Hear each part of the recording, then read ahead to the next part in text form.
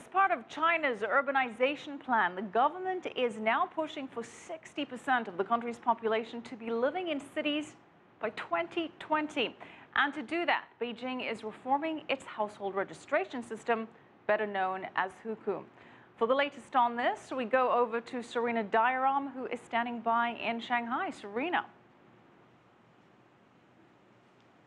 Michelle, let me first explain what the Hukou is. It's a red passbook, essentially an internal passport, which contains important information like birth date, civil status, and other data about the holder.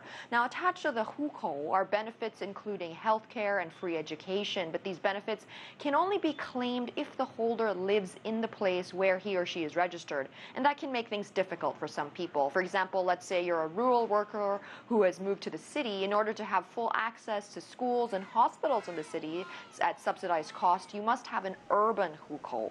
But if you are born in a rural area, then you have a rural hukou, and so do your kids. So under these new guidelines, the Chinese government announced it will stop classifying people as urban or rural residents. At a press conference on Wednesday, Vice Public Security Minister Huang Ming said different approaches will be applied based on the size and population of a city. Let's listen in.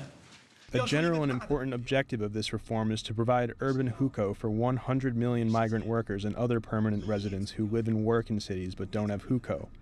The goal is that they have access to basic public services. First, we will integrate the household registration system in rural and urban areas, and we will introduce the residence permit system and establish a system based on a person's place of residence and job.